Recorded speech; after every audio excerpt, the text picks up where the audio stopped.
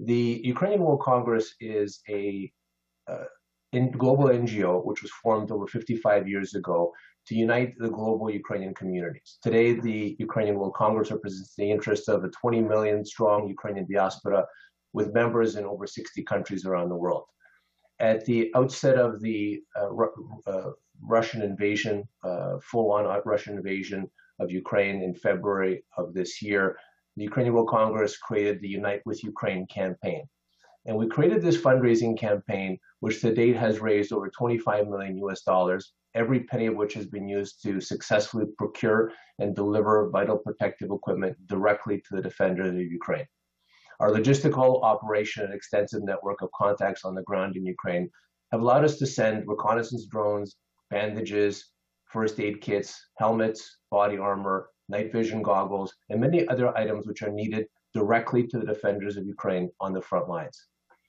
As our operations have been getting bigger and more complex, we realize that although we have the network and the contacts, both at the top level at the Ministry of Defense of Ukraine and with the territorial defense forces, we are not experts in military strategy, and in order to continue our campaign and efforts, we need advice and assistance.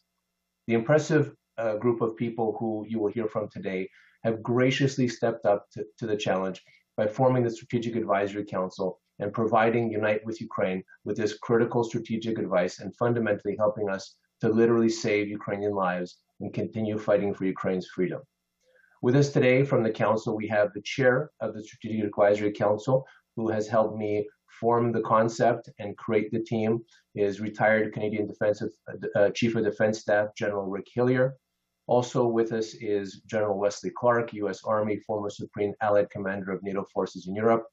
General David Petraeus, U.S. Army, former Commander of the Coalition Forces in Iraq during the surge, Commander of the U.S. Central Command, Commander of Coalition Forces in Afghanistan, and former Director of the CIA.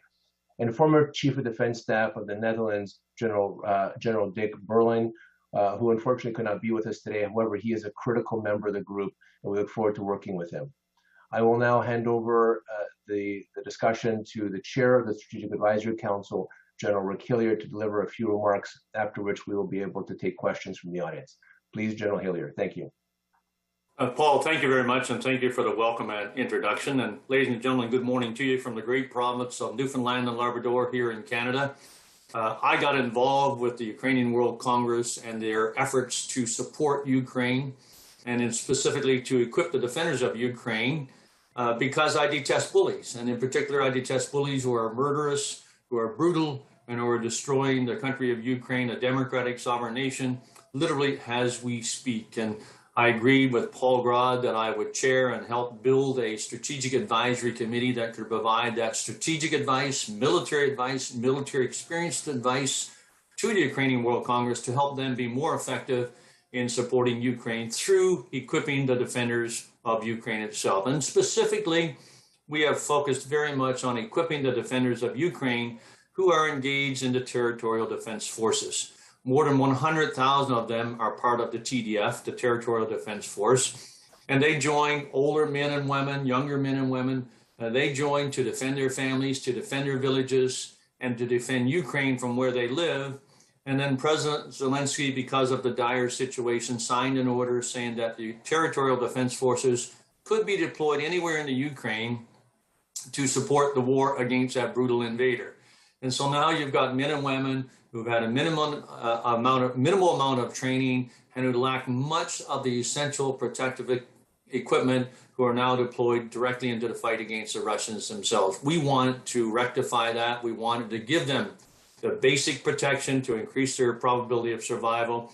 And in particular, we want to be able to provide them with a ballistic helmet that protects the skull, the noggin, from shrapnel and shock. We wanted to be able to provide them ballistic safety goggles that protect those so precious eyes from shrapnel and dirt and rock and explosions.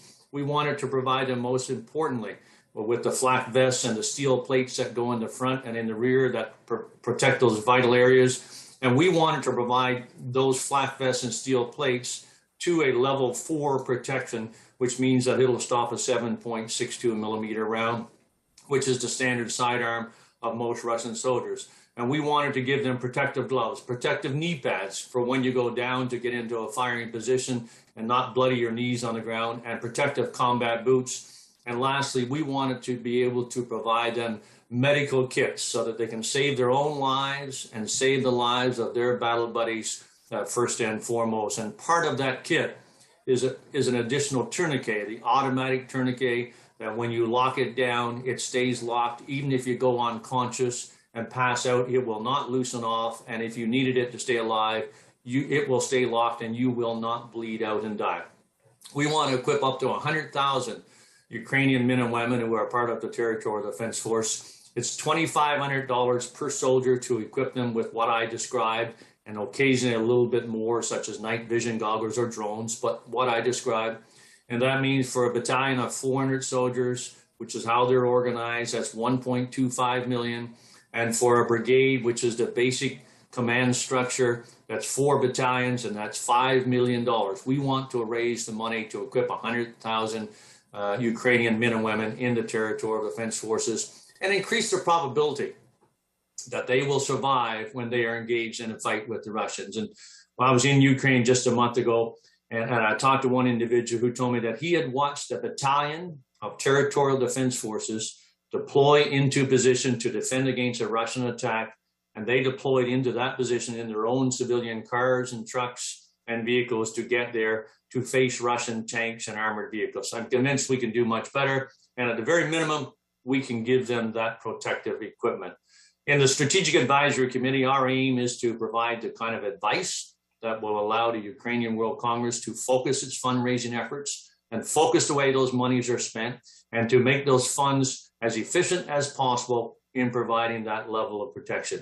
We have a total right now of 4 members in the Strategic Advisory Committee, and we will probably add to that as we proceed here. But we are indeed blessed, truly, to have the individuals that we have, as Paul Grod mentioned. And General Dick Berlijn is a personal friend of mine.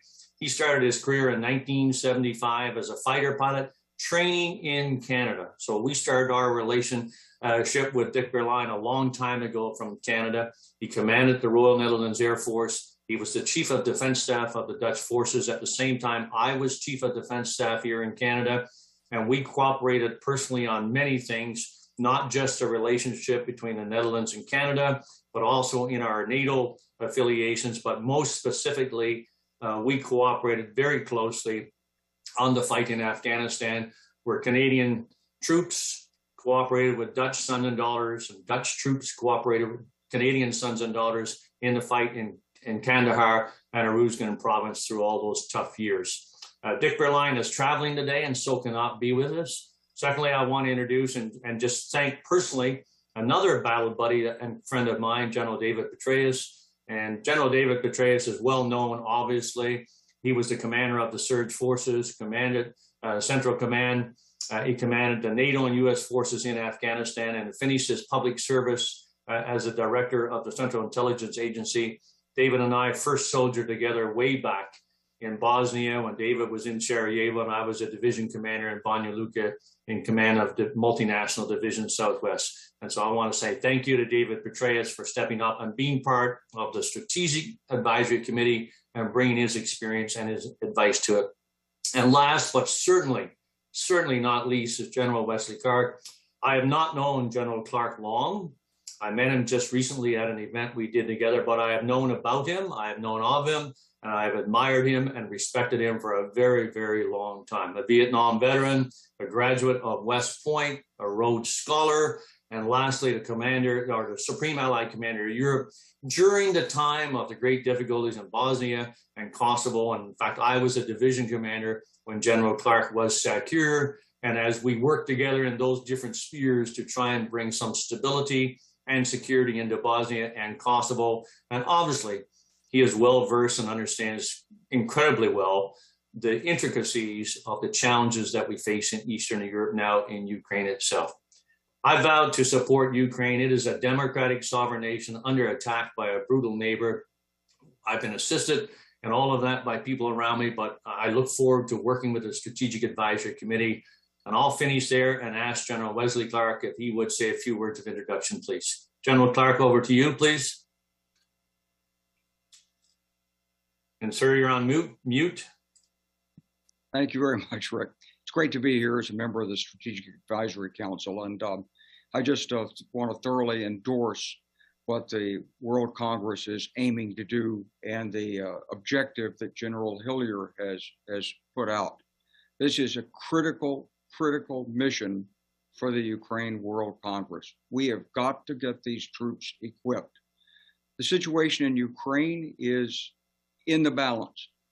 I've worked Ukraine issues really since I went there as a tourist and as a West Point cadet in 1964 and ran around Kyiv speaking Russian and trying to meet local people and arguing in the Lenin Museum and so forth. But as a senior Army officer, I hosted the first U.S.-Ukrainian military staff talks. I went to Ukraine as a NATO commander. I stayed in touch with Ukraine afterwards. I was there immediately after Maidan in 2014 and made several trips back advising President Poroshenko. So I've watched this situation very closely as it's emerged. Ukraine is hanging in the balance right now. And with it, the whole idea of a rules-based international order. If Russia can crush an independent, legitimate nation state, then what did we learn from World War II, and what do our international institutions really mean? So this is a huge inflection point in world history, and it's riding on the backs of courageous men and women who have taken up arms to defend their own country against an aggressor who attacked unprovoked. It's been an 8-year war. And right now, it's still in the balance.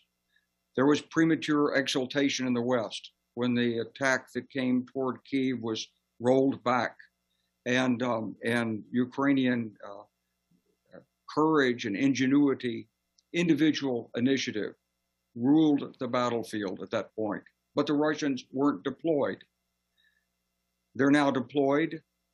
They're using the artillery advantage, their electronic warfare advantage, and a lot of poorly trained troops to hold the Ukrainian forces in position along a very long linear front.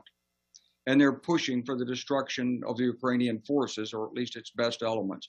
And as General Hillier said, the Ukrainians are putting some of the territorial defense forces into the front line. So the outcome is uncertain.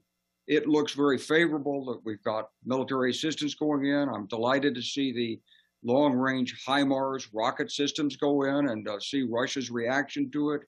And certainly the Ukrainians want us to believe that this is a crucial system. But the truth is, the Russians still have the advantage in electronic warfare. They have the advantage in artillery. They think they can basically call up additional people, throw them into the line with little training, and hold the Ukrainians in position while they're pounded. From the Ukrainian side, of course, the great advantage is the individual initiative and strength of the soldiers. And so that's what we're really counting on here. We've got to equip them. We've got to give Ukraine the capacity for an operational reserve force so that it can actually conduct a counteroffensive successfully into the Kherson area and eventually roll back Russian penetration in Donbass. We don't want to see aggression rewarded.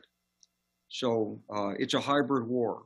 Putin still believes he can win through energy, through politics, overthrowing European governments, bringing China in after Xi Jinping gets his third term. We don't believe he should win. We believe the strength of the West can prevail. But it comes down to organizations exactly like this one, who are harnessing civilian power in the West and our financial resources to support the brave men and women who are fighting for all of us in Ukraine. Thanks, Rick. I want to introduce now General Dave Petraeus. Well, thanks very much, General Clark, and thanks, General Hillier. It's a privilege to be part of the Strategic Advisory Council of the Ukrainian World Congress. And I've joined this for 3 reasons, frankly. First, I believe very strongly in the cause for which Ukrainian forces are fighting. a cause they only need to look over their right and left shoulder to remind themselves of. And of course, it is literally their national survival. And I believe strongly that we should advocate for providing everything that they can employ effectively to defend their country and indeed to take it back from the Russians. Second, I think that this is a crucial time in which we need to maintain visibility, awareness, and support of Ukrainian forces and the Ukrainian government. We have to keep this war on the front pages of our newspapers and social media posts. And this summer is going to be a pivotal time when it comes to that.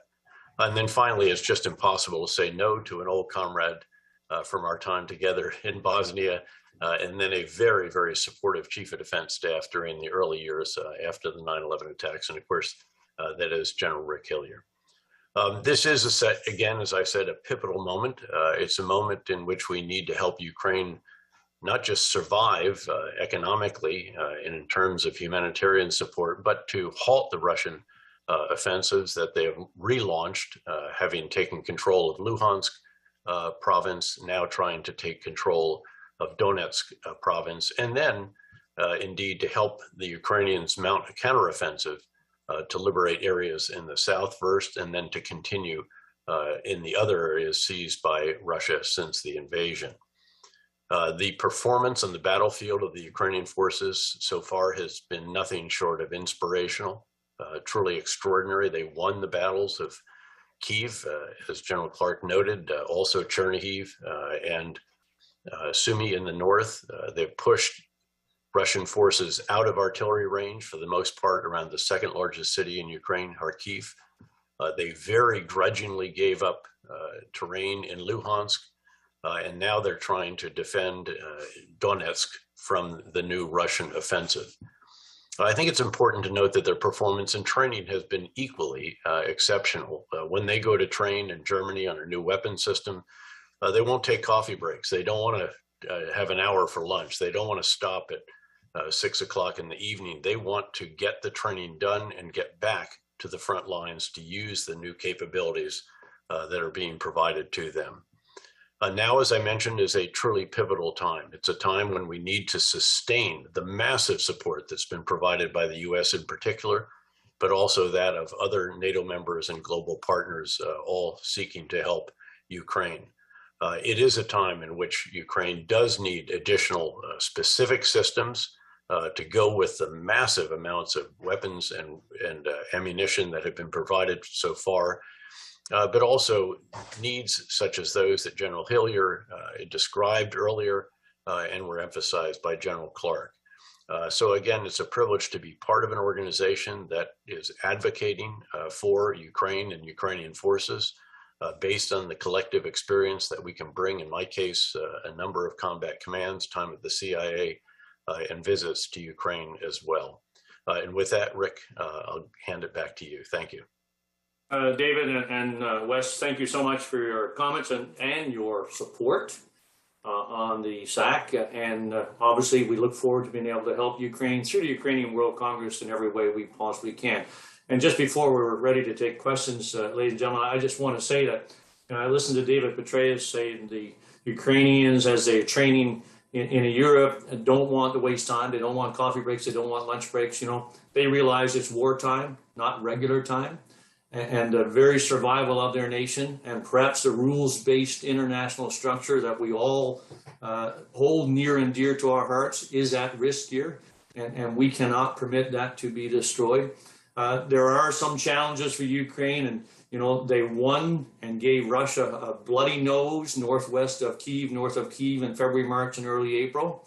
Russia learned the lessons from that bloody nose. They've doubled down on their artillery, and the latest estimate is they outnumber Ukrainian artillery by 12-1.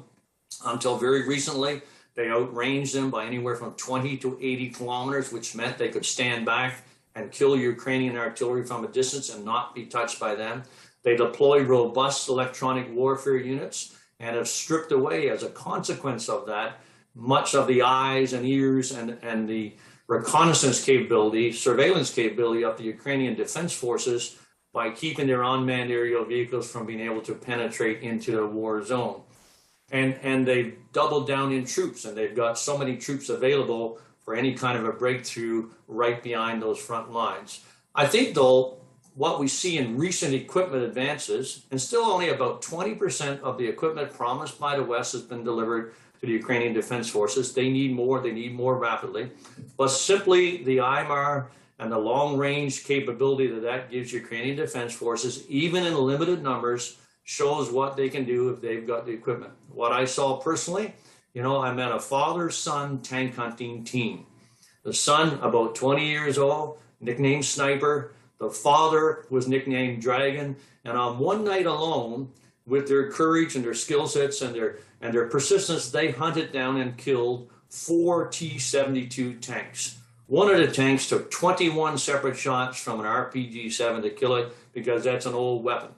My point is simply this: they've got the courage, they've got the valor, they're willing to sacrifice themselves to defend their families, defend their towns, and defend their country. If we can help get them the equipment from the West, and we want to advocate for that equipment, and we want to advocate for people to donate, and if we can participate in getting them the personal protective equipment that I described, we can help them win this war. And the war is winnable if they get the support from the West. I'll stop right there and hand it back to you, Paul, and I think we'd be ready to take any questions then.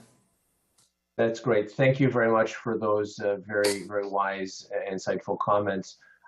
I'll start off and moderate the question and answer here. I will try to get through all the questions. In some cases, I may try to amalgamate some of the questions where they're similar. And I just wanted to start off, just taking off from where General Hillier ended with respect to the HIMARS and the equipment. One of the biggest concerns and arguably criticisms is that there's been a reluctance to provide Ukraine with the military equipment and training that they've been asking for. And we've seen that the US and the UK have been the most supportive. But even this whole discussion on the HIMARS, I mean, that was very slow in coming. Lots of political wrangling. They'd only got them really 4 or 5 months into the war did they actually get those. We also hear significant criticism of countries like Germany for dragging their feet and not delivering equipment. We hear criticism of Canada for not delivering the equipment that it possibly can. Lots of great announcements, financial support, but again, a reluctance to provide that military equipment. Some have argued that the West wants a long, drawn-out war to weaken Russia. That they don't want Russia. That they don't want a quick win. Love to hear your thoughts on that. Perhaps I could start off with General Clark, and then General Petraeus, and then General Hillier. Your thoughts on the speed and reluctance to get the equipment and training to Ukraine. Well, I think there were a lot of issues that were dealt with by the U.S. administration in trying to get the equipment rolling from the United States. I think the first one was to figure out where Ukraine fit in overall U.S. national strategy. In the summer of 2021, President Biden went to meet with Putin and said, you should be a responsible world leader. Why don't you come back in and work with the world? We're going to give you that chance. And Putin turned it down. And there was a lot of misunderstanding, I think, about the real determination of Ukrainians to resist what the Russians were going to throw at them.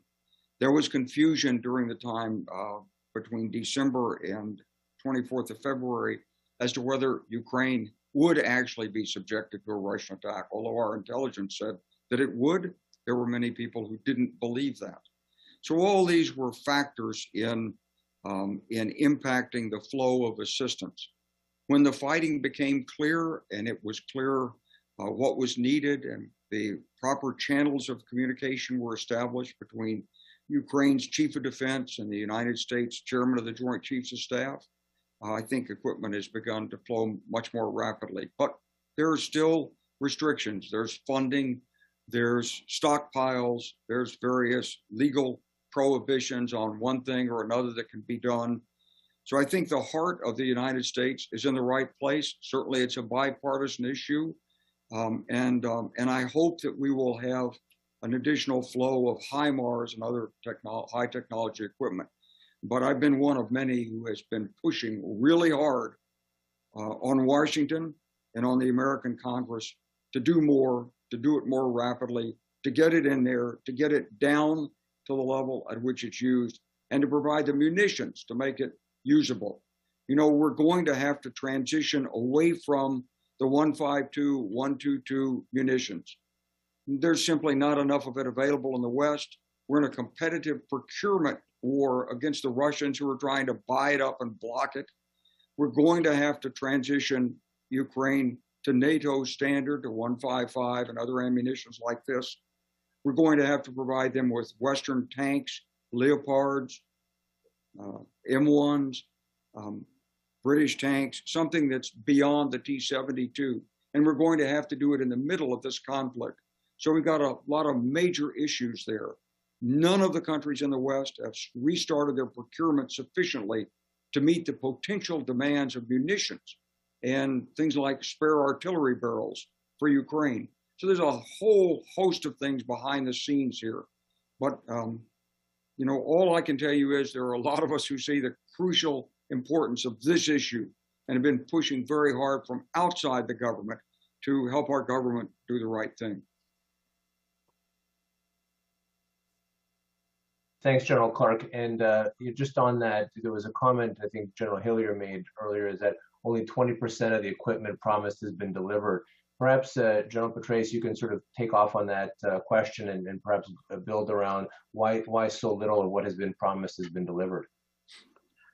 Well, to start with my own country, the U.S. has been providing massive quantities. And by and large, I think that the administration deserves high marks for what it's done overall in guiding the response to the unprovoked Russian invasion of a sovereign country. And I say that as someone, there was no one more critical in the Afghan decision and execution than I was. I'm truly non-political in the United States.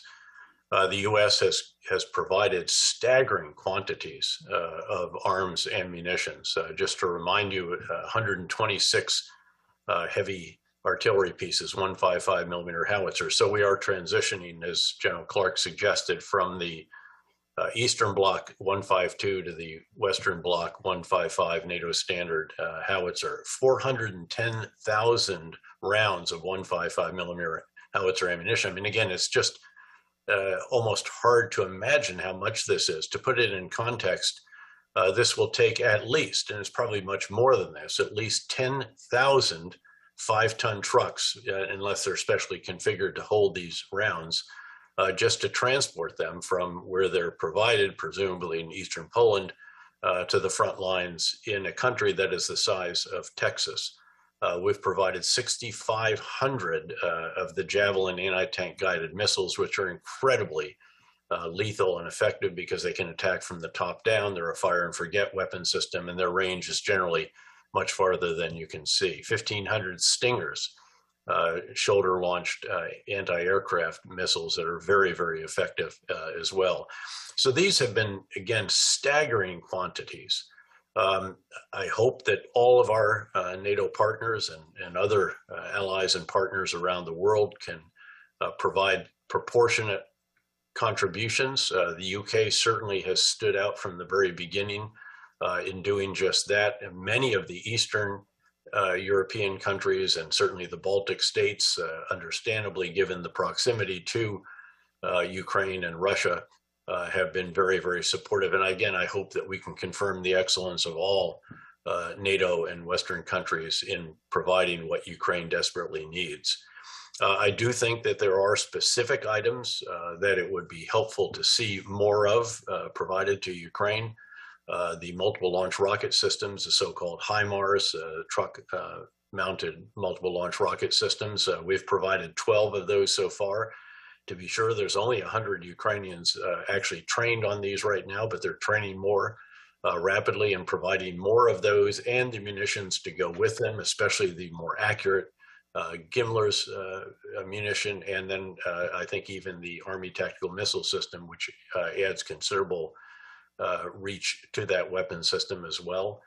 I'd love to see us provide Predators, or the Gray Eagle, as the Army terminology is for it in the United States.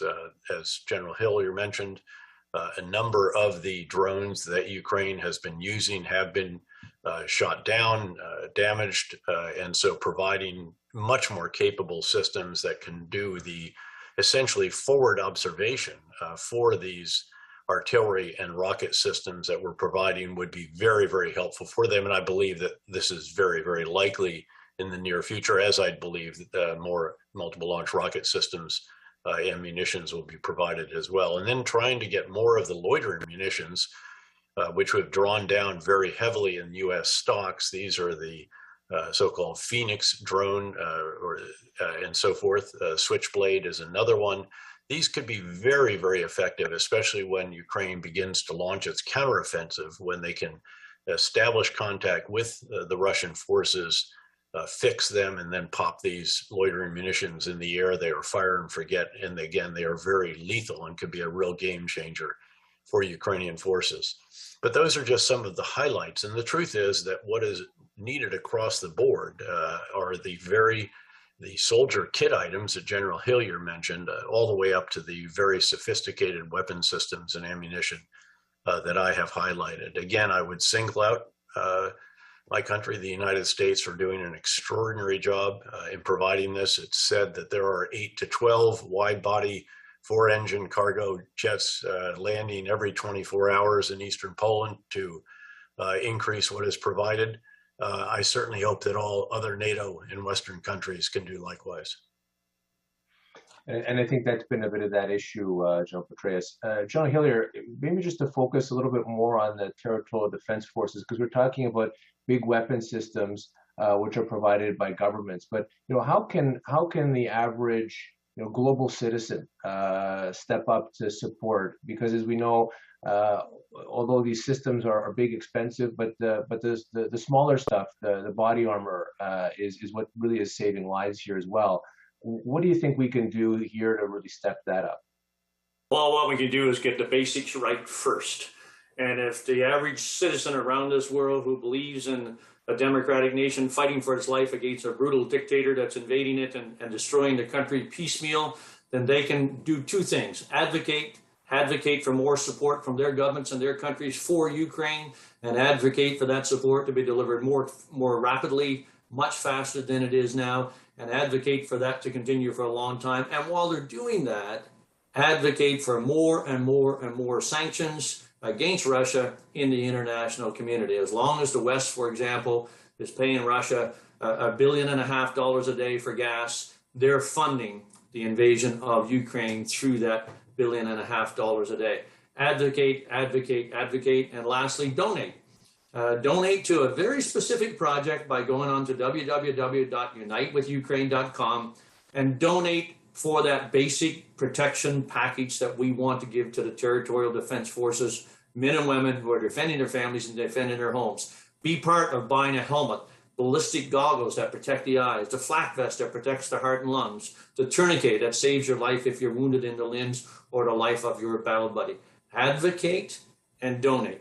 And Paul, I would say that just listening to General Petraeus and General Clark talk about the way we've gone in NATO, one thing that struck me, perhaps above all others when I was in Ukraine in June, was the fact that they have this incredible long-term view. And while they're trying to survive against this brutal invasion and invader, and while they're trying to defend their homes and their villages and their country, and while they're trying to recover from brutal, murderous rampages like occurred in Bucha, they are actually thinking about how they're going to build an armed forces and a security establishment that will help them maintain a sovereign and stable and secure Ukraine forever. And that means they're going to convert to Western military wear, excuse me, and Western hardware. And their ability to absorb those equipments and then harness that with training of Ukrainian soldiers was absolutely mind-boggling. They are focused on looking after themselves. They need the support from the equipment. And when you think about the equipment arriving, and David Petraeus is right, I give full kudos to the United States of America, to the United Kingdom for their awesome support of Ukraine in their hour of greatest need, to little tiny countries like Estonia, who have been hugely supportive, and Poland, whose complete dedication to looking after those millions of refugees and getting support into Ukraine. I give full marks to them, and I would commend that every other nation in the West, particularly every other nation who's part of NATO should try to measure up against those standards that have been set for them. And the impact when you get those long-range precision artillery systems can be seen these recent days, when all of a sudden you've got Russian ammunition depots that are getting blown up by those long-range systems. And a direct consequence of that is that the artillery being fired by Russia against Ukraine, against Ukrainian Defense Force and against their men and women and killing them now drops dramatically. 3 weeks ago, the Russians were firing something like 10,000 rounds per hour. Just think about that for a second. That's back to 1917 and Passchendaele. That's the amount of artillery. Now they're down to about a tenth of that, and that's a direct consequence of getting those systems that could target long range, those Russian ammo depots, and take them out one by one, and reduce the ability of the Russian forces to be able to do that. If you as a global citizen want to help out directly, advocate to your elected member of Congress or member of parliament or member of government, advocate for Ukraine and your government and country to do more, and donate yourself to unite with Ukraine for this very specific mission that we believe is right for the territorial defense forces and hence for Ukraine itself. Thanks, Rick. You also touched on the question of sanctions and the need for more of that. There's a question here from James McCartan, who is with Canadian Press, and he asks a question that he'd like to hear the panel's perspective on the decision by the Canadian government to permit the return of repaired Nord Stream 1 turbines to Germany, a decision that has frustrated Ukraine and many of its supporters and allies. Has the federal government miscalculated in allowing this exception to its Russian sanctions? There's a similar question also being asked by Aaron D'Andrea, who also is asking similar question, but relating to just kind of more of an update that there was a report that Gazprom yesterday told its customers in Europe that it can't guarantee gas supplies because of extraordinary circumstances, adding to the fears Russia may not restart Nord Stream 1 pipeline. What do we make of this report? The government of Canada has been subject to criticism over its decisions to ship repaired turbines Nord Stream 2. So we're seeing this pressure from Germany. We certainly saw what seemed to be at least support, if not pressure, from the White House for this decision to happen. Weakening of sanctions, but nonetheless, no guarantees that it's actually going to provide gas to Germany. Perhaps General Clark, if you want to start off with that, and we can see if General Petraeus and General Hillier would like to comment on that as well. Well, we've been watching the Nord Stream issue very, very carefully for a long time. And obviously, we've been worried for years about Europe's indebtedness to Russia on the energy front. But I think in this case, we've got sanctions, we've got unity, we're trying to hold NATO together. I think we will hold Europe together. But I think the key to this is to understand that you have to have resilience. You have to bend but not break. You have to absorb the bumps in the road and still keep the pressure on Russia for the long term. And it does require the art of diplomacy and compromise. And that's what President Biden's leadership has brought us in NATO and dealing with the EU. Germany's been a real challenge. For years, they've cozied up to Russia. Former German Chancellor working very closely with Vladimir Putin on many issues. And so it's been difficult. Germany believed that its security was safe and they could just pursue their economic well-being. Germany's transitioning out of that mindset step by step. The hard thing about the West, if you believe in democracies, is every democracy has its own internal processes. Canada, the United States, Germany, Britain. And it's just the strength of the people that these democratic systems work from. It's very easy if you're in Russia to deceive yourself and believe that you can take an issue like this and break the alliance. I don't think that Russia can do this, but I do think that there will be other bumps in the road where some relief is given for this issue or another that helps cement the alliance together. So I wouldn't be concerned about this. I'd be looking down the road. And remember, at this point in this struggle, the military factor is the dominant factor. If we don't succeed on the military basis right now, then the rest of it is not going to help Ukraine. So we've got to get the assistance in, especially to these territorial defense forces now that are being called on to take main battle position up in the fight in the east. So accept some diplomacy, some resilience, some flexibility in the application of the sanctions. It's going to work out. General Petraeus? Well, I'm in broad agreement with Canada's decision. It was a very tough one. They had support from the US and Germany, encouragement. We have to reckon with the realities of energy provision, how important it is, especially for countries like Germany that have been so heavily dependent on Russian gas over the years.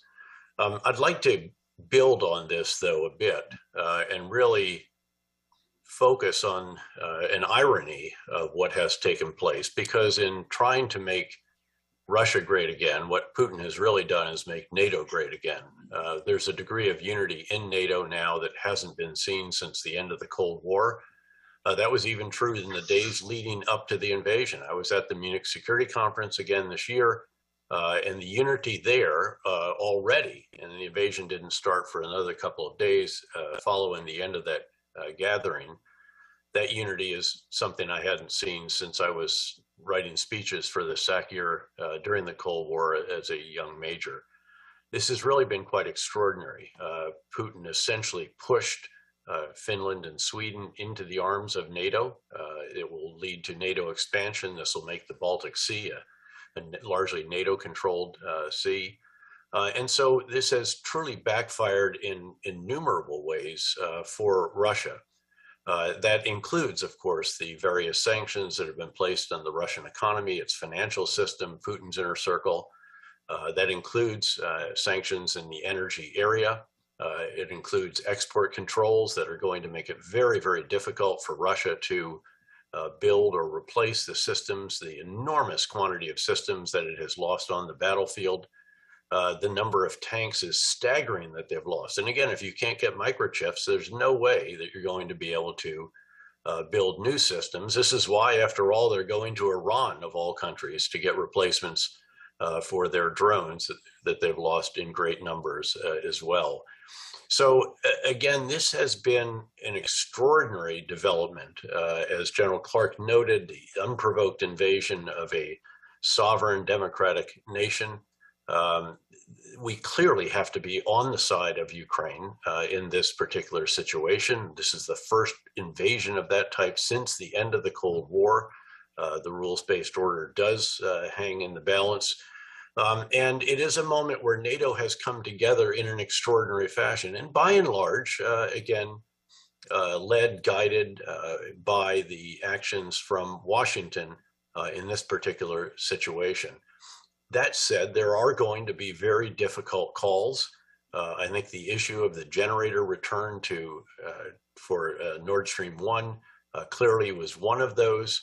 But again, I think Canada weighed all of the options, the information, the pros and the cons, and ultimately made a decision that I think was in the best interest, really, of all involved. Because again, if a major country like Germany is deprived its energy, the cohesion that I've just described, the unity that has been truly extraordinary since the invasion of Ukraine is going to be a potential casualty as well. Thanks, General Petraeus. Of course, you could tell that the Stakeholder Advisory Council is not monolithic, and we have often very different views on certain things, including this issue, but I certainly welcome that. General Hillier, would you like to comment on the turbine question and the sanctions? Yeah, Paul, just a few words, really, and I'm a slight bit, I think, more harsh on the Canadian government decision, and I wish it had been slightly different, or in fact different, as simple as that. I think maybe we are going to see two things from this, and I'm worried about both. Number one is Russia is going to see this as a sign of encouragement. that there will be decisions made that will benefit them as we go along the route. And the second thing I worry about is that we're now at 6 months. We're in the middle of summer. Inflation is rearing its ugly head in the West. People are coming out of the pandemic and want to travel, and the focus is anything but Ukraine. And this decision to send the turbines back to Germany, would be seen in hindsight as maybe the time when we have now not going like this on sanctions, more and more sanctions to Russia, but in hindsight, it may be seen as the straw that broke the camel's back, and we may start to see a relenting of pressure from NATO, from the West in general. I hope that that is not the case, but I think we saw after 2014 and the invasion of Crimea and what occurred, that in a very short order, the pressure from the West started to relent, and Russia was not paying the severe price that it had prior. And in this case, I worry in hindsight that the turbine decision might be the trigger that causes that to start occurring now. Instead of going upwards and onwards with more and more sanctions, that this might be the straw that caused it to turn downwards. I'll stop there. Well, if I could just pile on there, I think that there inevitably in very complex situations like this are very difficult decisions. There end up being exceptions to every rule. In this case, however, I think that the broad trend is one in which the U.S., together with its NATO allies and Western partners, are examining the supply chains of every one of the major industries, particularly those that have an impact on the battle in Ukraine, the war in Ukraine, and essentially sanctioning those elements that enable the various industries through their supply chains. The best example of this was the very early export controls on export of microchips to Russia. Also, of course, you have the financial sanctions, which include the freezing of the $600 billion that Russia stashed around the world, thinking that it would avoid sanctions in that way. But to their surprise, those particular sanctions have not been violated, including by China, which is the largest holder of those foreign reserves. So again, I'm quite heartened that the direction forward is that of continuing to make these sanctions more difficult for Russia, to continue to make the supply chains more inaccessible for Russia, but that there will have to be, from time to time, if you will, prudent exceptions to the rule, because you could lose that unity that is so critical going forward. But again, a very, very difficult decision, to be sure. Thanks. Thanks, General Petraeus. I will just comment that it is public knowledge that the Ukrainian World Congress has very actively, together with our member organization in Canada, the Ukrainian Canadian Congress, has actively opposed that decision. And in fact, the Ukrainian World Congress has launched a judicial review of that decision. And in discussing with the German government, I was disappointed to see that they were not prepared to explore the option of increasing the gas flow through the Ukrainian pipeline, which would have both provided Germany the gas supply that it needs and also supplied Ukraine with the energy security that it needs. So it would have been a double benefit to utilize that pipeline. And secondly, I think a lot of people are very concerned with the closure of the nuclear power plants. And we know gas is also used to produce electricity in Germany. So sometimes there's a question of, is this a simple solution, and are they falling prey to Russian blackmail? But I want to go on to a different topic here. Democracy is a wonderful thing, Paul. It is. And as you could tell, the Stakeholder Advisory Council, I mean, that's the whole point, is we want to bring the best minds to the table to try to come up with the best decision. So really appreciate that this active discussion. We have a question from Frank Gardner, who is the BBC security correspondent. He asks, is it realistic when Ukrainian officials, example, their deputy defense minister yesterday, saying that they're going to take back all of Russian-occupied Ukraine, including Crimea? General Clark, do you want to start with that one, and then we'll move to General Hillier and then General You're Petraeus? giving me the lead-off hit in all of these, and I appreciate it, Paul. First, All right, I'll switch later. I want to say that I like the way General Petraeus has formulated his answers in many of these, and I do want to say that that we do have to have some flexibility and some resilience in NATO. So what you're doing in Ukraine with the World Congress to find alternatives is really important, and you've got to show those. But on the other hand, the leaders have to balance this thing off. As I learned in my experience as NATO commander, there's no single target, there's no single action that's more important than NATO unity. So that's got to be held together, and really the only people who can judge it are the political leaders who are making the final decisions. So I have to support that, even though I also support what you're doing to try to find alternatives. So now the question that you were asking. So say the question again. So the question is it realistic when Ukrainian officials say they're going to take back all of Russian-occupied Ukraine, including Crimea? Is it realistic? Absolutely, it's realistic. Why shouldn't Ukrainian officials say that they want to take back this terrain? It's their country. One of the things I've never understood is if you believe in a rules-based international order, then you should accept the fact that Ukraine's territories are inside its boundaries. It's Ukraine's airspace, it's Ukraine's land. So this war started in 2008 with the seizure of Crimea, 2014 with the seizure of Crimea. It's been going on for 8 years. And that's the standard is rules-based international order. Crimea is Ukraine's. Donbass is Ukraine's. Of course it should be taken back, but unfortunately, any peace agreement is going to reflect the facts on the ground. So if we don't provide Ukraine the means to take this back, or through some other means, economic means or whatever, encourage Russia to pull out, then we've rewarded aggression. And I think that'll be a signal failure of the United States and the United Nations and NATO. So even though NATO is not directly involved in this, even though the United Nations is not directly involved in under Uniting for Peace resolution, it's still the international order. And so, yes, it's totally appropriate for Ukraine to ask for this. Can it be done? Will it raise risks? Will Putin accept defeat? Yeah, all those are questions that are going to be asked out there. But I think it's necessary for Ukraine as an objective to say that, yes, it will take back its territory. Russia, you started this. You're the ones that began the use of force. You're going to lose. Once Putin realizes that he can't win, this will be over. And until he realizes that, it won't be. So I'm all for the objectives set forth by the Deputy Defense Minister. Thank you. General Hillier and then General Petraeus. Yeah, Paul, and what I would say is just like General Clark said, absolutely. And I think, yes, for Ukraine to take its territory back, but not in the short term.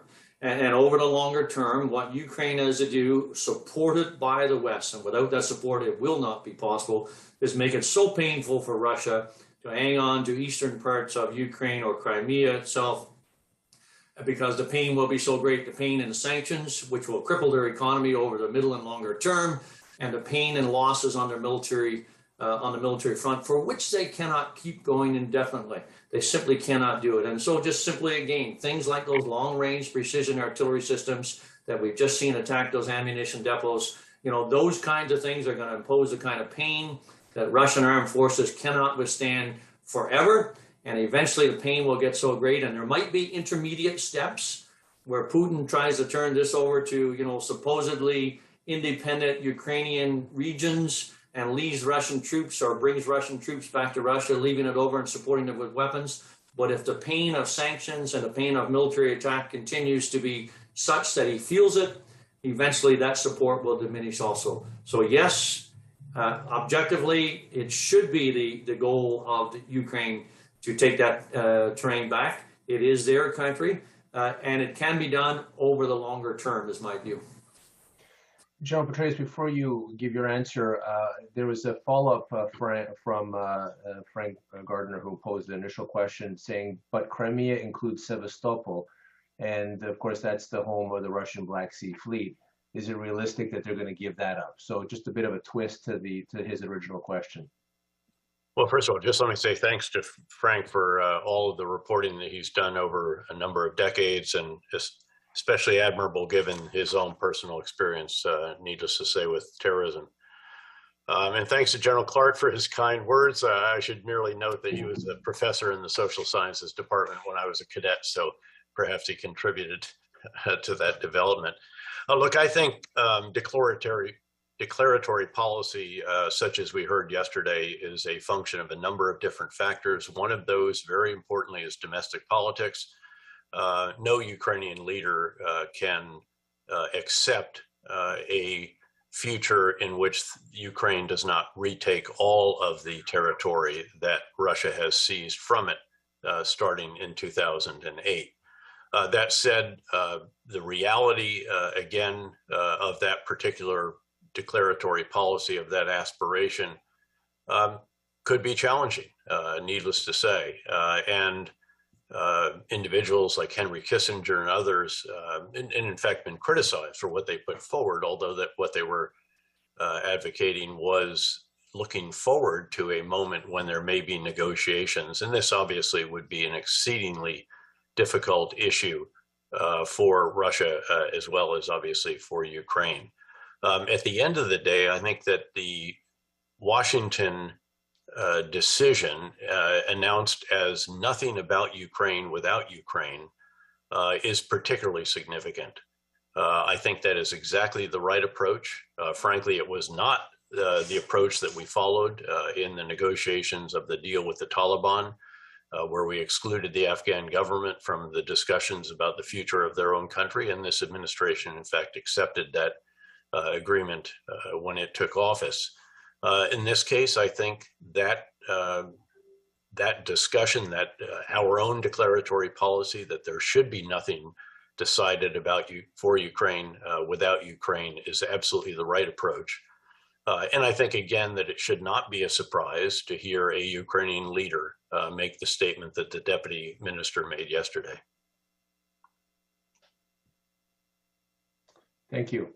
The next question is from National Post correspondent Brian Pasifumi. Brian asks, can you explain how the Council's mandate will be split between advising Ukraine's territorial defense force and advocacy support to properly equip them? Can you also explain what sort of advice and guidance the committee will offer defenders? Are we talking day-to-day, on-the-ground strategy, or generally more broad strokes? And perhaps I'll turn this question to the chair of the Advisory Council to answer that question. General Hillier, please. Paul, thank you, and Brian, thanks for that question. Look, we are put in place and have formed the Strategic Advisory Council to advise the Ukrainian World Congress on how best to support Ukraine in their darkest hour. And we believe, as part of that, that our focal point with what we can do should initially be to help equip the defenders of the Territorial Defense Force. So we will advise by being conversant with the situation on the ground, and by having the discussions with the military leaders of Ukraine to help define exactly what is their greatest need, their greatest priority, and out of those priorities, which ones that we could help them fill. And that's what we want to do. Get that ground truth from the leaders, specifically of the Territorial Defense Force, help realize within those priorities which ones we could actually have a chance of helping them meet, and then advise the Ukrainian World Congress where we should put our efforts and where we should put our energy. And then lastly, look at areas around the world where we could help meet those priorities. So whether we're looking for flak vests and steel plates and helmets, for example, can we first of all provide some by inciting industry inside of Ukraine to either regrow, regenerate, or rebuild? And in fact, we've already done a little bit of that, and we'd obviously like to do a lot more. But we want to be able to reach worldwide, provide the advice to the Ukrainian World Congress on where they could go to get the the equipments and all the things that we decide are right for us to be able to provide to the territorial defense forces, and then provide them advice on how we can actually get them there, because logistically there are incredible challenges throughout. We're not going to be providing advice to commanders on the ground on a day-to-day basis or on strategy and tactics. Let me just tell you what I saw, what I hear when I talk to some of them is that they're fully engaged, they're astute, they understand the situation on the ground much better than we ever could from a distance. And I'll just reflect back to my own experiences. When I was a commander on missions around the world, the nemesis that we encountered were those people who showed up for 3 days, and at the end of 3 days, when they left, they had the answer to every single major issue that we had been wrestling with for a year or two and had not been able to resolve. And we don't want to be those instant experts. What we want to do is help them in their prioritization, and then help articulate what's in those priorities that we can help them meet, help them get, and help Ukrainian World Congress get that. And at the same time, advocate Western governments, other organizations to fill perhaps other parts of that priority lists. And so our advice is going to be really structured along that way. But look, I look at Dave Petraeus and Wes Clark. I know they will give advice to anybody who needs it, anybody who asks for it. And that advice will be reasoned and common sense and based on their experience when it's given. Thanks, General Hillier. I'm going to move on to the next question here. There's many piling up and some excellent questions. The next one is from Didier Loris. He is from AFP, from Paris. He's the Security, Defense, and Diplomacy Correspondent for AFP. His question is the current rhythm of weapons delivery appropriate? Should it get quicker? But more importantly, should it get more coordinated in terms of training Ukrainian soldiers so they are truly able to use so many different types of weapons? Thanks. Perhaps General Petraeus, could I ask you to take that question first, and then we'll ask General Hillier and then General Clark. Sure.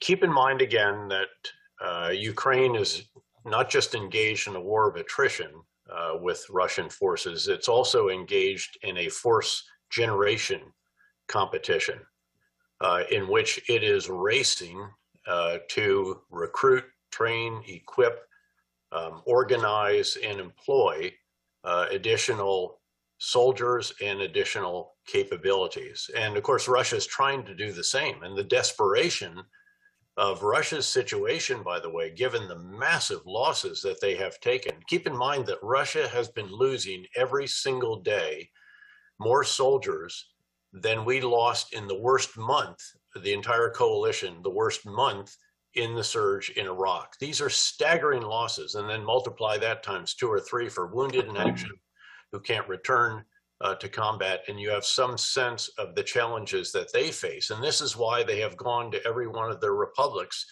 and required them to produce a battalion, which is a very interesting, not the most organized or rational manner of how to go about, again, recruiting, training, equipping, organizing, and employing forces. The Ukrainian approach has been very impressive, again, as with everything.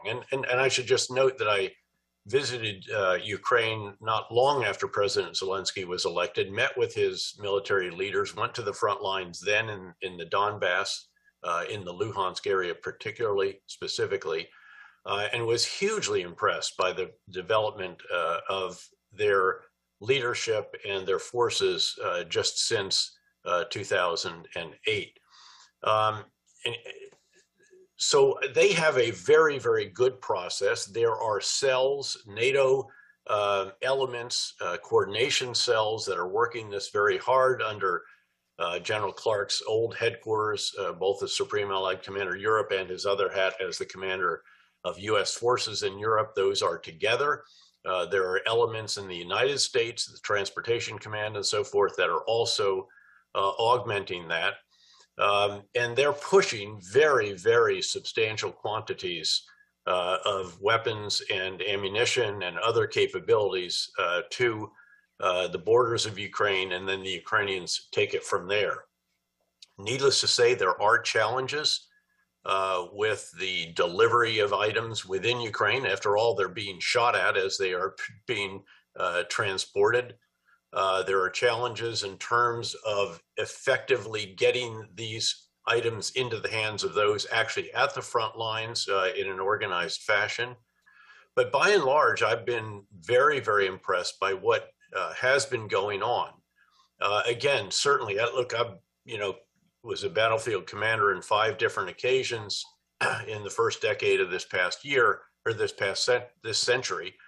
And no commander ever feels that he has enough troops, money, weapon systems, bandwidth is another one, or drones in today's day and age. And that is the case, clearly, for the Ukrainians. And they're not reticent, and they shouldn't be reticent, nor should President Zelensky be reticent in voicing the needs that they have. And my sense is, again, that the NATO countries, led by the US, have been working very, very hard to provide what they believe the Ukraine can absorb and employ effectively. But again, there are certainly items that could be, in the minds of many, provided more rapidly or in greater quantity, and could be put into use. And I think, again, that there is a constant reappraisal of Ukraine's capability to absorb additional items, and a constant, change in the priorities, keeping in mind that you're transporting massive quantities. And this is not just about building an iron mountain in eastern Poland or elsewhere on the borders of Ukraine. This is about providing what can be used in an effective way in a timely manner. Thank you, General Petraeus. General Hillier? Well, I just would echo what David has said. Where you stand on something depends on where you sit. And if you're a battlefield commander and you've got Russian tanks 1.5 kilometers from your position, hey, you wanted it yesterday. If you're standing in the halls of the Pentagon or State Department or in London, England, you're saying have months, 6 weeks, 8 weeks, we're moving as rapidly as we possibly can. And somewhere in between, there's a saw off where the common sense will move it as quickly as you possibly can. This last several weeks has seen an acceleration of equipments, particularly from the United States of America. That's wonderful. But we're still about 20% of what's promised has been delivered. And that obviously needs to change itself. But one of the things we haven't really talked about is when we alluded to it, but what needs to be delivered is the training piece of it here. And, you can bring in long-range artillery and precision guidance and unmanned aerial vehicles of long endurance, long stay, and sophisticated main battle tanks. But you've got to train up individual men and women to be able to not only operate those equipments, fire those weapons, repair those weapons, resupply those weapons with ammunition and all those kinds of things. But then you also have to train those individuals as teams, whether it's fighting vehicle crews or members of a platoon or a company or a battle group or a brigade or indeed a division. And those training processes cannot be short-circuited. You can do them rapidly. You can leave out some things, but it takes a while. And the training piece of it, I think, is where we now need to put a big emphasis. And I think countries like Canada, for example, that cannot bring as much in the way of weapons and munitions to Ukraine as perhaps the United States or UK could certainly step up its game big time on the training piece of it. I feel very proud of what Canada did during Op Unifier and how we helped train Ukrainian Defense Forces, train their soldiers, their NCOs, their officers, their leadership. And I think in part, the success that their defense forces have shown, have been a result of that training. And so I think from the Western perspective, from the NATO perspective right now, yes, get the kit in as quickly as possible. Again, if you're that Ukrainian commander and you see those Russian tanks, you need it right now. But look, countries that cannot deliver the kit, that don't have it in the numbers or the kind need it, maybe the training piece is the way where you can have a massive difference. And if you can combine equipment with the courage of the Ukrainian soldiers, with the training that the West and countries like Canada and others can provide, you've got a war-winning solution, which goes back to answer the question preceding about can Ukraine take back its territories, and over the longer term, yes, you can.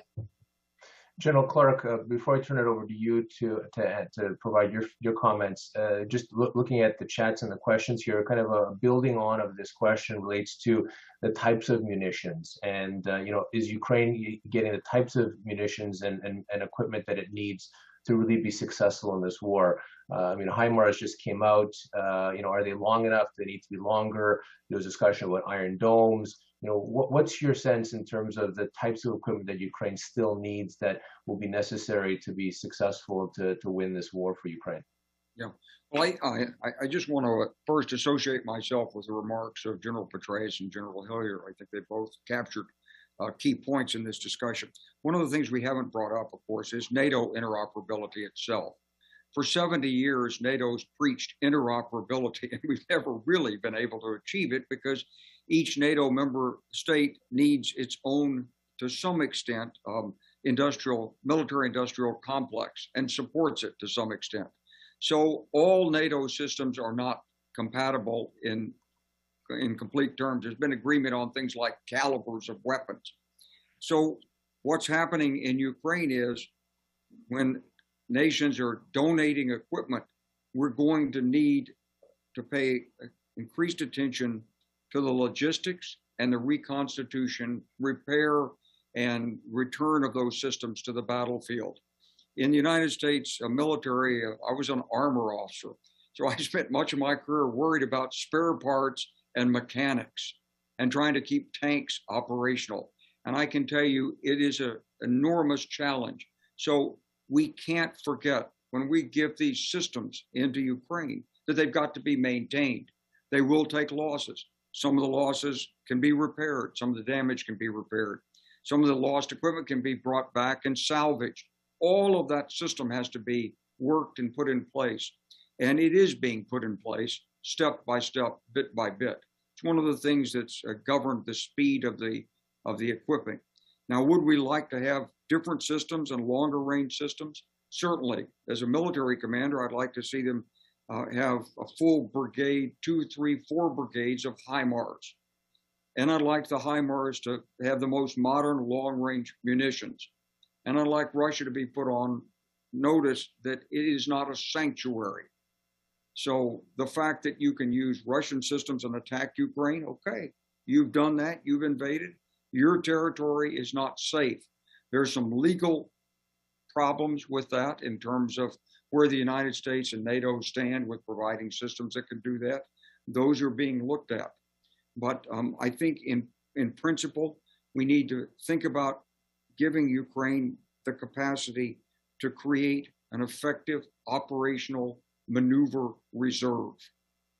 So this is several hundred tanks, several hundred more artillery pieces, attack helicopters, aircraft, HIMARS, certainly, but the ability to be able to either blunt and defeat a Russian offensive that's being possibly put together under a third shock army that's being assembled over there now, or if the Russians never break through, then Ukraine goes back and takes its territories back. I think putting together such an offensive force will have tremendous diplomatic throw weight against Putin, because if he sees the will of the West expressed in concrete terms in Ukraine, it has to have an impact on his perception of whether he's going to be defeated or not. And ultimately, this is all about Putin's mindset. If he believes he can win a long war, it's going to be a long war. If he believes he's not going to break the will of the West, he's going to be defeated on the ground and pushed back, then he's going to look for a different solution. Thank you, General Clark. We're going to now wrap up the questions and move into closing General remarks. Petraeus raised a hand, and I think it'd be great to hear what Dave has to say. Please. Well, thanks. I really wanted to pile on that particular issue raised by General Clark, because the logistics and maintenance issues here are very, very central to what is happening. On the one hand, of course, it's just impossible to provide Ukraine a system that they could not maintain, such as the M1 tank. Again, it's just going to be beyond, there's no tests, the diagnostic kits, the maintenance personnel, the spare parts, the entire supply chain, essentially, to keep that kind of complex weapon system going. It has been challenging, in fact, just to keep a very simple, relatively speaking, towed howitzer operational, its hydraulics, its other components, and so forth. The U.S. Army, though, I should point out, is literally tracking every single howitzer by serial number. They've learned that they have to provide the trucks as well as the howitzer, because if a howitzer is not pulled by the U.S. truck made for that particular task, then again, the hydraulics are going to be less reliable. When a system has gone down, in other words, is inoperative for some maintenance reason or perhaps even battle damage, it's being hauled out of the country to a maintenance team that is repairing it and pushing it back into the fight. So that's the kind of attention to detail and enormous support being provided to Ukraine. But I really just wanted to underscore how significant that is, because we tend to focus on the hardware and to a degree the training, but less on the maintenance. And when it comes to the more sophisticated items, the maintenance becomes everything. And I just wanted to insert that there is this kind of tremendous attention to that that is generally unreported because it's not as significant as the provision of the major end item or of the training of the forces on that particular system. Thank you, General Petraeus. Very, very important to see that that support continues. And one of the questions, and as we move into the closing remarks, and I'll ask perhaps in this order, perhaps General Petraeus, General Clark, and then General Hillier to wrap up the session today. And then I'll provide just a brief thank you at the very end. But as we're providing our concluding remarks, there was a question here which relates to the last thing you mentioned, General Petraeus, which has to do with it's from Bogdan Kubich, who's a tech entrepreneur, a Ukrainian-Canadian tech entrepreneur, has spent a lot of time in Ukraine. He's asking what can be done to support the domestic Ukrainian defense industry, because ultimately, the velocity and the volume that's coming from the United States. The question is that sustainable, and should we be focusing on helping to build out a more effective Ukraine defense industry? So perhaps in your concluding remarks, you can reference that and provide your concluding remarks. So General Petraeus, please, over to you. Sure. Look, one item to point out, I think, is just how substantial the Ukrainian defense industry has been over the years. Of course, it was a huge element of the overall Soviet defense industry. It has real capacity and capability. The missiles, for example, the anti-ship missiles that presumably sunk the flagship of the Black Sea Fleet were those that were made by the domestic industry. They're very good at maintaining. The Ukrainians have also demonstrated incredible resourcefulness, innovativeness, and sheer capacity when it comes to repairing captured Russian systems, of course, many of which are in the Ukrainian inventory and have been made in Ukraine over the years. Not to mention, of course, the tractor army that has helped them haul these captured systems back to friendly lines in many cases as well. But in the near term, I don't think that support for that industry is going to emerge as one of the priorities. It is just not something that the West, number one, has the same calibers, the same systems, and so forth. But over time, certainly there should be assistance to it, as there should be across the board, to helping Ukraine revive its economy, to repair its infrastructure, much of which has been so wantonly damaged and destroyed by Russian strikes, seemingly for that purpose, noting this is civilian infrastructure in many cases, and of course the very indiscriminate nature of Russia's use of indirect fires, missiles, bombs, and so on. But then to conclude, look, it's just a privilege, again, as I mentioned up front, to be part of a council that is helping the Ukrainian World Congress, and to do so with several individuals with whom it was a privilege to serve over the years. Again, to echo what General Hillier said earlier, we don't presume to advise Ukraine's military leaders on tactics or strategies or anything like that. We are all about advocacy. We're about support. Perhaps there might be some bit of advice based on experience or knowledge that we have about existing systems that may not be yet employed, but could be very effectively. But that is the extent of that. And again, it's an honor to have been asked to be part of this. Thank you. Thank you, General Petraeus. General Clark. So to start with the issue of the Ukrainian defense industry. So over the years, Ukraine's had a fantastic engineering capacity in rocketry, missiles, and many other things. And in fact, because they didn't traditionally use value engineering the way we did in the West, their engineers have come up with more robust solutions in many cases than what we have in the West. But over the years, what happened is, and especially during the Yanukovych period, the Ukrainian defense industries, Ukroboronprom, as it's known, was basically engaged in foreign military sales. That is, it was selling off bits and pieces of Ukraine's military infrastructure. There's been a lot of controversy about Ukroboronprom. And what I've seen the most innovation in Ukraine is in the individual initiative of drones, radio control, maybe electronic warfare, and as General Petraeus cited, the missiles. I think where Ukraine needs to concentrate on building up its domestic industry is in the issue that General Hillier cited about electronic warfare. This is something based on the heritage of Soviet radio electronic combat and Ukraine's capabilities and individual initiative and great educational attainments of Ukraine. Ukraine could become the world leader in electronic warfare. Certainly it's the world's leading laboratory right now. And that's something that a quick turnaround can produce and something that everyone in the West would be incredibly grateful to have. I know Ukraine's captured a number of Russian systems.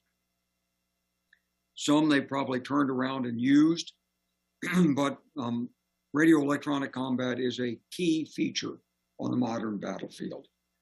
So I would encourage Ukraine to make that a point of focus. The other is, as General Petraeus was pointing out, the difficult logistics problems of modern technology like the M1 tank.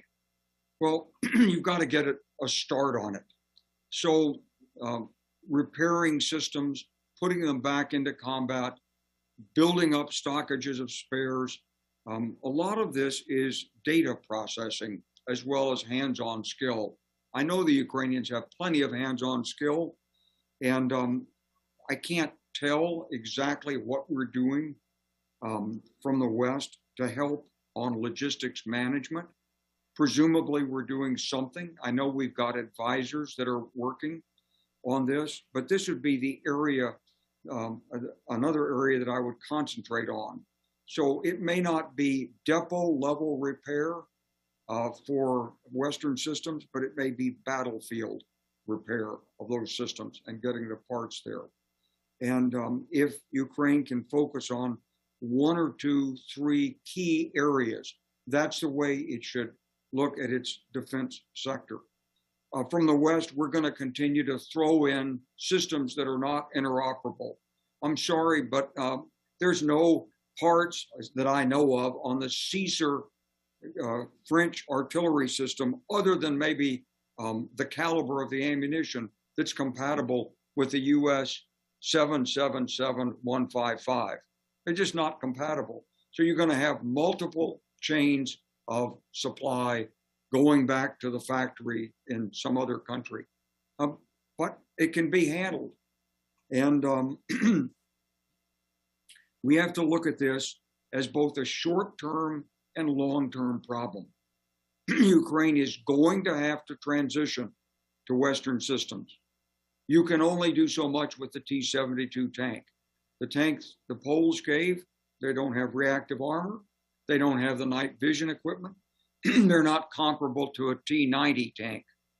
And so Ukraine's going to face a fork in the road, probably already there, of having to transition. And of course, the West is going to support that. As General Hillier was saying, doesn't get a lot of headlines. But it's the bread and butter of a military operation.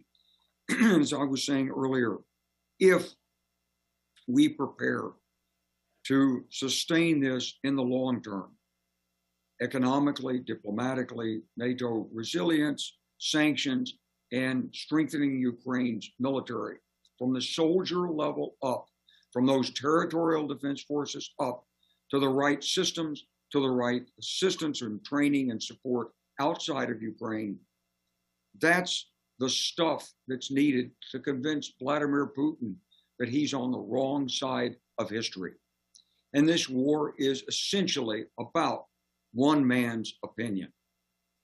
Since he was the prime minister before president, since he spoke at President Kuchma's inauguration in 1999 and made this phrase that stuck in the minds of many East Europeans, he said, Ukrainians and Russians, we're more than brothers, we're in each other's souls. The Polish National Security Advisor came to me a week later in Belgium and said, you know, he's trying to restore the Soviet Union. He's trying to restore the Soviet Union. And the whole record of Putin's statements and attitudes for the next 23 years after that has been on that line. This is about convincing Vladimir Putin he's not going to win. He's a very tough guy. He's a strategist. He's wily. He's determined. Don't ever underestimate him. So it's about doing all of the hybrid activities, including building a resilient Ukrainian defense sector in those sectors where it has a comparative advantage. We can do this. I want to just conclude by thanking General Hillier for inviting me to be on the advisory council. I'm honored to be on it with General Hillier and General Petraeus. Known General Petraeus for many, many, many years. I greatly admired his military achievements. I've known General Hillier for a long time. We met even when he was Chief of Defense, and I've been a great admirer of Canada's armed forces ever since I was a major in Germany working with the 4th Canadian Mechanized Brigade Group in Bavaria. And so it's great to be reunited in this very important mission. But Paul, I want to say to the people in the Ukrainian World Congress, you're really engaged in something important here. The West is not run by totalitarian leaders. The West is an expression of individuals and their attitudes and their courage and their commitment and their willingness to sacrifice, speak up, and take the heat for it. And so you formed an organization many years ago with the Ukrainian World Congress, which is an essential part of what our democratic systems are about. And so I congratulate you on the leadership you're showing, and I'm just very proud to be associated with you. And I thank you for this opportunity to try to help win this fight for the future of mankind. That's what this is. This is a huge inflection point, and we're part of that fight. Thank you. Thank you, General Clark, and for your amazing support and your continued advocacy as you do all over the world. General Hillier, please. Paul, thank you. And first, let me just say thank you to General Petraeus and General Clark and General Berlijn, who is not here, simply because he could not be here, for agreeing to be a part of the Strategic Advisory Council and for their participation this morning. And as you can see, we will have a variety of opinions and experiences that we will bring to hopefully make the Ukrainian World Congress even more effective at supporting Ukraine and the men and women and children who strive during their darkest hour to defend their families, defend their homes, and defend their nation, a democratic, sovereign nation. And so thank you to them for already agreeing to be a part of this. On the building of the industrial side, or the rebuilding of the industrial side, I'm a little tiny bit more optimistic, I think. And I kind of see both ends of the spectrum here. You know, as I think it was David mentioned, Ukraine was an arsenal in the Warsaw Pact. I mean, and so they had immense capacity, perhaps not as advanced technologically as we need right now, but they had an immense capacity. So I was sitting down with the defense minister, and we were chatting about a variety of things, including that. And he said, look, you know, we just got 30 T-72s, but when they arrived in Ukraine, they were new. They didn't have reactive armor. They didn't have standoff armor. They did not have night vision. And now we're going to rebuild them. And it takes us 2 to 3 months to do that. But Ukraine could do it. And I think that capacity still exists despite the destruction that's been occurring during the 6 months of war now and prior to this. And then I go to the other end of the spectrum and say, Ukraine and the fight and the war with Russia is becoming a living lab for how we can defeat Russia's electronic warfare capabilities, cyber attack capabilities, or cyber capabilities, cyber technology, and in particular how the West can defend itself much better. And we can prove these things by helping Ukraine as we do it on a daily basis, but most importantly, by bringing industry in a way that was never really done before or hasn't been done in recent memory. And whether it's Microsoft or Google or Elon Musk with the Starlink system, to give us a capability to actually operate worldwide, learn how to defeat the Russian capabilities, and be able to react almost instantaneously. It's quite incredible to watch this, and I think that bodes well for what Ukraine can do. And the last thing, I mentioned this earlier, when I was there, their ingenuity, and I know it's been mentioned several times, the ingenuity of being able to take things and make them work and rebuild, and rebuild Bucha while they're doing a detailed investigation of the atrocities that occurred there, and get things back to a normal life, and the trains running on time after a missile strike or an artillery strike. And Paul, you and I experienced that when we were there on a trip. So I'm more optimistic, I think, on Ukraine, given half of a breathing space, can rebuild its industry and build a new industry, and part of that is a defensive industry. Look, we're here to support Ukraine. The Strategic Advisory Council will support Ukraine through advising the Ukrainian World Congress on the best way to do that. We'll advocate for what we believe are the right things to help Ukraine, and we'll advocate to get people to donate. And we'd like to get enough donations to be able to provide 100,000 men and women in the territorial defense forces, provide them the basics of protecting themselves so that when they are defending their families and their towns and their nation, at least they will have an increased probability of coming home live to those families and being able to then enjoy the fruits of their success. And, if you've ever seen somebody go into combat with just a shirt on, you realize that a 7.62 round doesn't even notice that on the way through. You give them the appropriate battle rattle, and all of a sudden the dynamic changes dramatically. I want to say thanks to them for being part of this. Thanks to you, Paul, and the Ukrainian World Congress for giving us the opportunity to support in this manner. Advocate and donate. And if you want to, go on to unitewithukraine.com and donate. And if you're a part of a company or a home office and you want to donate, go on to Unite with Ukraine and donate. And let's give the men and women of Ukraine a chance to defend their country and defend a democratic society that is part of everything that we do. So thank you very much.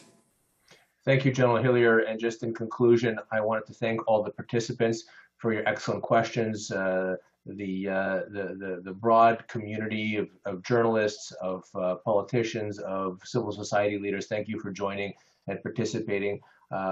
Namely, I want to really thank Generals Clark, Petraeus, and Hillier for joining us today, spending time providing us with your insights. I really look forward to working with all of you and other members of the Ukrainian World Congress's Stakeholder Advisory Council. Thank you for your confidence in us, and thank you for your willingness to help Ukraine rebuff Russia's invasion and restore Ukraine's sovereignty and territorial integrity. General Hillier and I were in Ukraine last month, where we did witness firsthand this bloody war. We saw the ravages of what the Russian army leaves behind, the pillaging, the rape, the murder, the tortures that we saw firsthand in Bucha and Irpin. We felt as we were leaving Kyiv, 5 missiles hit Kyiv as we were leaving the city. So there is a hot and bloody war happening in Ukraine where hundreds of people are dying every day. We have to appreciate that and remember that we can't let this become sensitized to this. And so to all peace-loving people in the world, please support Ukraine by generously donating to Unite with Ukraine, whether it's to the defenders of Ukraine or to the drone army. So once again, unitewithukraine.com or ukrainianworldcongress.org. So thank you very much for your participation. Slava Ukraini, glory to Ukraine, do перемоги, may Ukraine be victorious. Thank you very much.